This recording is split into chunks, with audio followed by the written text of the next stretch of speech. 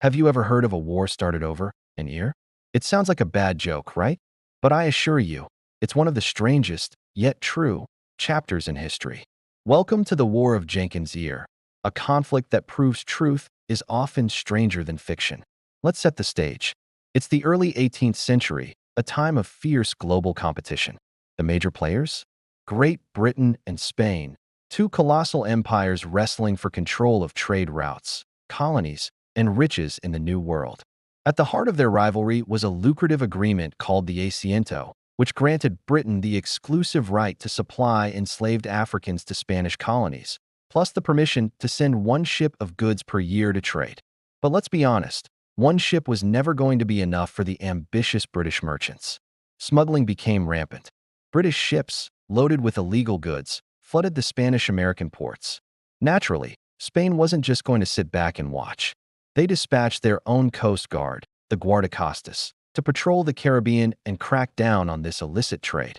This is where our story's protagonist, or at least its namesake, enters the picture.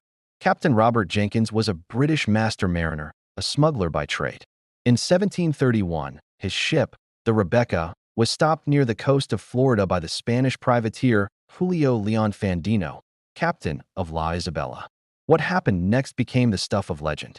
According to Jenkins' account, the Spanish crew boarded his ship, ransacked it, and subjected his men to brutal treatment. Then, Captain Fandino, in a fit of rage, allegedly pinned Jenkins down, drew his sword, and sliced off his left ear. As the story goes, Fandino then mockingly told Jenkins, "Go, and tell your king that I will do the same, if he dares to do the same." He then handed the severed ear back to Jenkins. Now, here's where things get interesting. Did this event immediately trigger a war? Not at all. In fact, the incident was barely a blip on the radar back in London. Jenkins reported it, but for 7 long years, nothing much happened. His ear, which he had dutifully preserved in a jar of brandy, was just a forgotten, grisly souvenir. So what changed? Politics.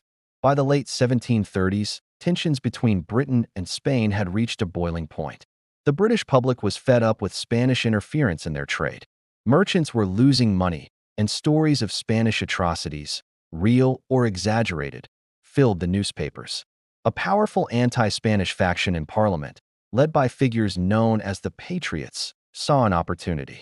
They needed a poster child for Spanish cruelty, a symbol to galvanize public opinion and push the reluctant Prime Minister, Sir Robert Walpole, into declaring war. In 1738, they found their man. Robert Jenkins was summoned to testify before the House of Commons. Imagine the scene: a packed, tense chamber. Jenkins, a simple sailor, stands before the most powerful men in the country. He recounts his tale of woe, and then, for the grand finale, he allegedly produces the shriveled, preserved ear.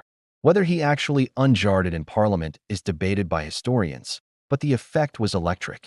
The story was a sensation. It was the visceral, emotional trigger the warhawks needed. The public outcry was deafening. An ear for an ear became the rallying cry. The story of Jenkins' ear perfectly encapsulated the national sense of indignation and wounded pride. Prime Minister Walpole, who had worked for years to maintain peace, could no longer hold back the tide of war fever. He famously lamented, "They are ringing the bells now. They will be wringing their hands soon." On October 23, 1739, Great Britain officially declared war on Spain. The War of Jenkins' ear had begun. But was it really about the ear? Not really. The ear was the spark, the symbol, the perfect piece of propaganda. The real causes were far more complex. Economic rivalry, colonial ambition, and a nationalistic fervor that had been simmering for years. The war itself was a messy affair, fought mostly in the Caribbean and the North American colonies. One of the most significant early actions was the British capture of Portobello, a key Spanish silver port in Panama, by Admiral Edward Vernon. This victory was celebrated wildly back in Britain. Streets were named after Vernon and Portobello, and a new song, Rule, Britannia, was composed to celebrate British naval might.